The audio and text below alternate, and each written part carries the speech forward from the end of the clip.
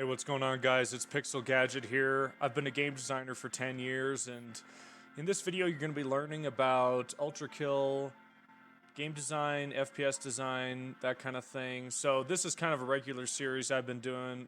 I call it like a game designer plays, where I just play the game, and then I do a little commentary, just talking about what I've learned about game design or what I've observed about game design while playing. So this is a really cool level that I played today. I really am having trouble containing my excitement for this game because it keeps giving me new mechanics and new things to talk about. And it's kind of weird because a lot of the other games we played, this hasn't happened. Like, the first, I'll do 4 episodes and then like kind of a wrap up episode and then move on to the next game. But here we are, episode 7, I think, and we're still trucking along, and I still feel like there's stuff to talk about because first of all, the environmental design or the level design in this level I'm about to play is S tier. There's some things I would improve if I were to do it, but obviously it's like almost perfect. I would argue it's almost perfect, which is crazy to think. It's crazy that this game has been around for so long. I'm learning new things, so people in the comments are like, you should read the terminal. I'm like, fine, okay, I'll read the freaking terminal. Like, we've played enough of the game without me doing literally any reading to get an understanding of what's going on when I don't read stuff, so I'm just gonna start reading stuff. And I learned that you can jump higher after you slam down. So that's cool. So that's going to be helpful. So, okay, first thing I noticed when I come into this level is there's that giant dude with the eyes. Here, I just want to... The reveal. This game's all about the reveals. Like, when you first walk into a room, it's always super dramatic, super crazy. Okay, here. This is what I'm talking about. This. I thought this was like a Mothman or something, and it's like sick. Basically, in the first section, we were like in the sky in like a cityscape, and I thought the whole Lust level would be like that, right? So this is the level of hell that's like Lust, right? So basically, the color palette is pinks and dark blacks, browns, grays, that kind of thing, which makes total sense, right? Because when I think of Lust, I think of red and pink as the colors, just because those are the colors of like passion, right?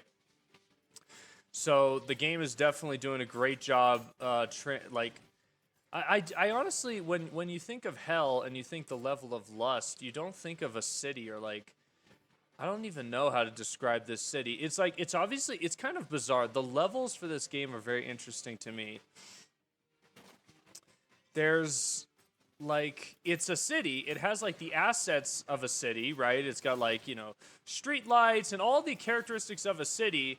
However, it's very, like, it's hard to imagine people actually living here because it's just so bizarre the way it's set up. However, yeah, like, generally it looks like people were living here. Like, there's houses and things and windows and apartments and all that. So I die an embarrassing amount of time in this starting area, and I think it's because I keep missing that there actually is a checkpoint every time you break one of these electrical panels. I really liked the way that electrical panel was set up. I just want to show you. Well, actually, we'll come across more of them. I really thought I could break that panel right there. Notice there's like, I think there's little sparks coming off of that. That's always good. You always want sparks coming off of your like broken electrical devices. It's just always good. Notice how it's the color of this little electrical panel contrasts the environment. You've got a pink and kind of dark environment, and then you've got a bright yellow little interactable thing. Super cool. I think this guy gets me right here because I'm just not respecting his distance or whatever. Yeah, not respecting the projectiles coming at me there. So I die a bunch in this little section, and we can skip, but I definitely want to talk about how this level is insane for verticality. I'm just in love with how seamless the verticality is. Obviously, the character controller completely... it lends itself to this kind of environment, and that's the big thing. It's like character controller design is one thing, but then designing a level that caters to that character controller is a whole other level of design that even I'm still learning about. I have no idea.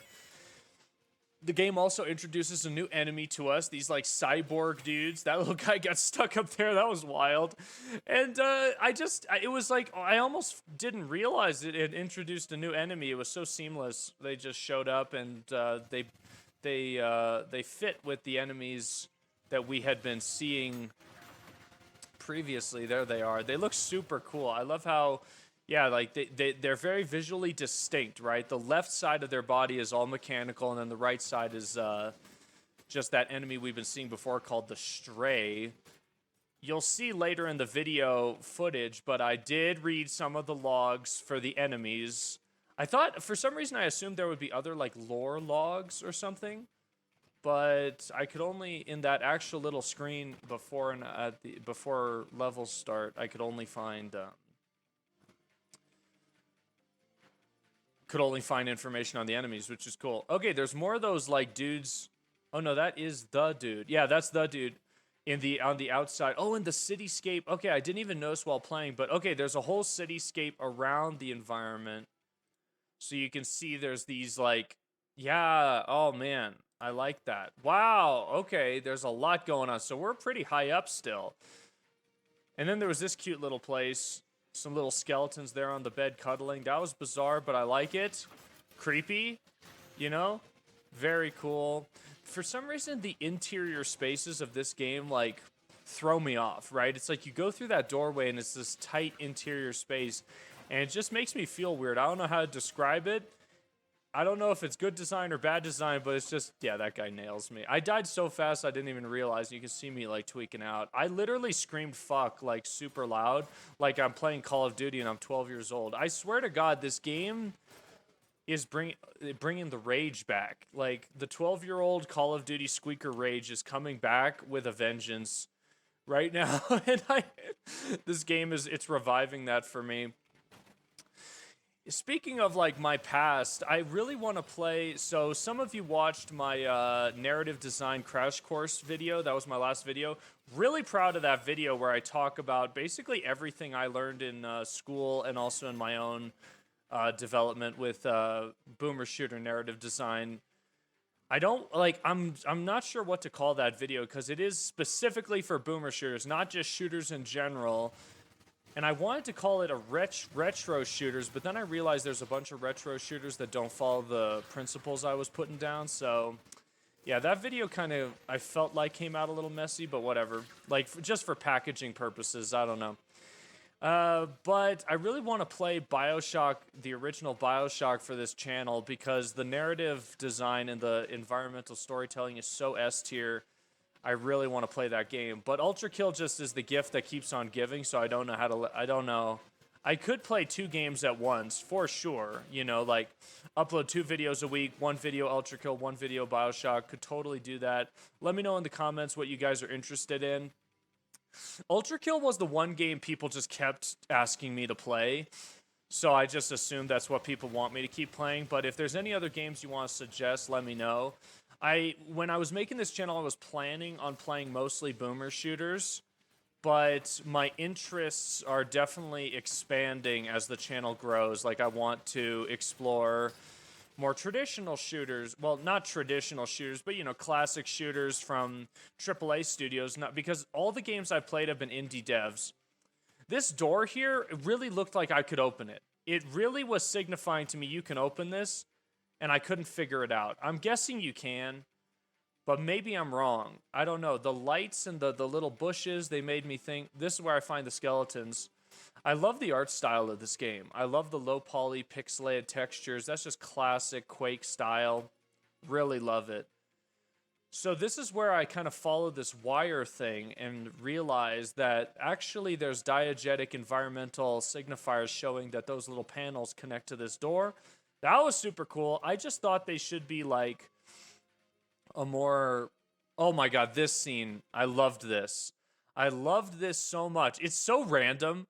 Like, suddenly, you're like in a scene with all this just normal kind of... Almost like a villa. And then suddenly you're in like this crazy industrial turbine, this yellow tube, this black room. Love it. This is what I've been talking about with the contrast right? This area is open, and its contrast is also in lighting. So it's like we go from a kind of relatively well-lit nighttime scene to almost pitch black, only illuminated by this bizarre and then I fall to my death there, but thankfully the game doesn't kill me outright. That's really forgiving of the game. That's when I realize it's a giant turbine, but just the rotating, I love the movement of this scene. I love how this giant tube is rotating. That just adds so much. That's when I realized that the hitbox for the coin is like actually huge. Obviously it looks like this tiny coin, but when you click like even moderately close to, or not that close to it, it still like does its ricochet thing. Yeah, the spinning like yellow tubes here add so much to the scene. Basically, in any given scene, you're thinking about contrast. You're thinking about how you're using verticality. Obviously, the scene spiral staircases. I love spiral staircases. There was this map I played in a custom Call of Duty World at War zombies map, and it was called Cheese Cube. And I honestly want to play Cheese Cube for the channel one day, just kind of like if I ever do just a one-off video. Cheese Cube was one of the coolest zombies maps, and I've always wanted to make a game where it's like you're going up this tower. It's like a small game. It would be like a smaller first-person shooter game, and you're just going up this tower, right? Cheese Cube was awesome. If you know, you know. Found this epic secret here, felt smart. That was great. The secret design's so good in this game, and I wish I had more time to like play through this game, or like that was hilarious. That's one of the awesome things about verticality and like having these kind of fall to your death, like endless chasms, is pushing enemies to their doom. I love that. This was hilarious, introducing this gun. I love it. I love it. I love how he lets me experiment with the gun in a safe environment, like showing me exactly how the gun works before actually putting me in a situation where I'm like in actual danger, right? Love it. Love it, love it, love it. So cool. So cool. The charge up for this gun, I instantly was able to figure out. I noticed the charge up first on the gun, like diegetically itself, and then in the UI later, I realized. And it's kind of cool. It shows, okay, I'm just realizing now in the bottom left UI, it shows the Gauss rifle like charge up even when you don't have it equipped. See, this is stuff I'm not noticing it right now in the gameplay. I did not realize any of that stuff consciously. In fact, I didn't use the gun anymore because I'm still like learning how to use the 3 guns, the shotgun, the pistol, and the machine gun. And adding this 4th gun is like not on my radar yet at all. That dude kicked my ass. I didn't even realize he could do that. I'm so used to just getting up in the enemy's faces and them not really doing anything about it besides like charging up a projectile. I actually read this. Love that, how it says like scanning, it's filling up a bar. I just want to say right now, when it comes to game design, players love when bars fill up. Okay, it's crazy how a black box and a white box, and the white box filling up the black box somehow hits the neurons just right. I want to put, like, it's crazy. I don't know why it feels so satisfying to watch a bar fill up. If you've ever played the game Dark and Darker, like, literally to interact with anything, like to open door. I've never played Dark and Darker, but I watch gameplay of it all the time. Loved that. Oh my god, the secrets in this game make me feel so smart when I find them. Apparently I missed a bunch in this level, which I find it's so hard to believe because I tried to search this level top to bottom and apparently I still missed 3. I bet I missed something right there. I don't know if you guys saw that. There was like a little gap in the ground. Let me show you. I bet I missed it. I realized that the sliding hitbox is actually so small. Maybe that's what I'm missing, is I can slide under stuff. Okay, so I go out here and look at that. I bet I could slide under there and I bet there was a secret down there. My bad. Missed it. Whoops. Missing secrets is agonizing for me. I want to find them all, so... But in order to play the game completely blind and get like a fully fresh perspective, I have to play without no hints, right? So that kind of sucks. I definitely feel it's agonizing, like watching the end screen and they don't, it says I missed a bunch of secrets. Hate that. I see this thing and I instantly know, oh, we're doing the electrical panels again.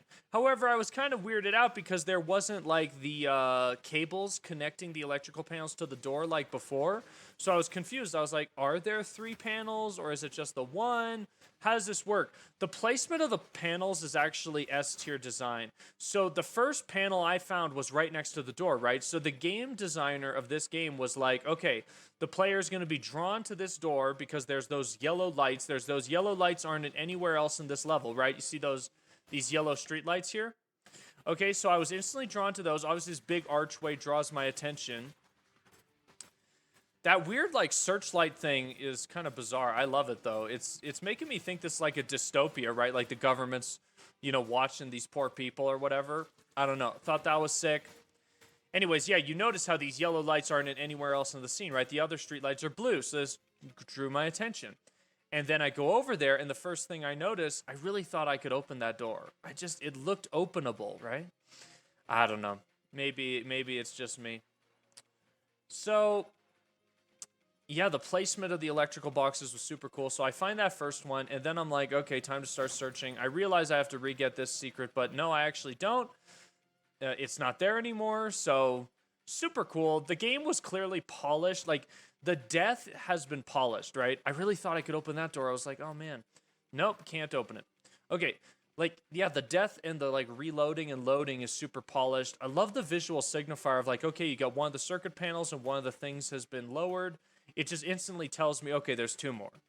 I like that kind of diegetic signifier. Like, and if you don't know, a signifier is just something that tells the player how they can interact with your game. It could be in anything, but in this case, it's environmental. I also like how the little panels are glowing yellow. Obviously, yellow contrasts with pink and the dark colors really well. I'm just loving the environmental design. It's crazy how someone could play this and not realize all the layers of color and lighting. And there's also some sound stuff going on that I don't fully understand. But the music. I don't know if you guys can hear the music.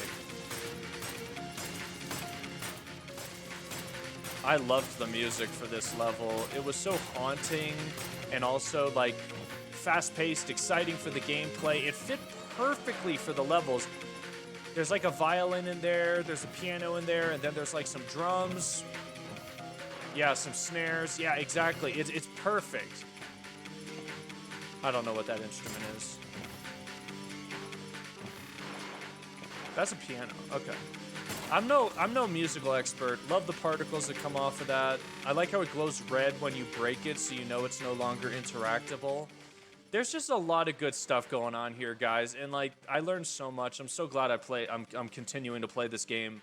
Every new section has so much contrast, and then there's contrast within the contrast. There was contrast in this level, right? I don't know if you noticed that kind of flow, that kind of gameplay flow, where we had this intro area that was kind of like the villa. You know, vertically very open, but on the ground kind of constrained, kind of claustrophobic. Then we had this area, which was like the definition of contrast, right? Notice it's the yellow and the pink again. I think yellow and pink are, what's the word? There's a word for colors that are basically opposites on the color pie. I don't know if you guys know that, but that's like color theory stuff. Well, anyways, yellow and pink are a huge contrast. So these scenes contrast each other insanely well, and they go together so good. I love the set piece moments when you first walk into these scenes. Like when I first walked into this level, I saw the Mothman dude. I thought that was so cool. Look at that. So creepy, so weird. Adds to the mystery, adds to the narrative design of like, what is this place? What is that guy doing? That's a giant monster like that. You know, asking all these questions, super cool. So, I'll just really like this scene. This is where the contrast kind of comes back. Pick it up, spawns the guys, and it's like the game is highly incentivizing me just to click them, and it's like perfect. It's just a perfect way to teach the new mechanics of the gun. Instead of just throwing the gun in my hand and throwing me in a level, it does the kind of Nintendo teaching style where it introduces the new mechanic or the new weapon, whatever, in a safe environment. So like you're not actually in any danger and you're allowed to just use it and get to know it. That's like S tier mechanics or teaching design. Honestly, when it comes to tutorials and teaching players, when people think about tutorials, they think, oh, like the tutorial, it's like this gated thing. What we just saw was technically a tutorial. It was like a teaching moment. Totally cheese the game right here.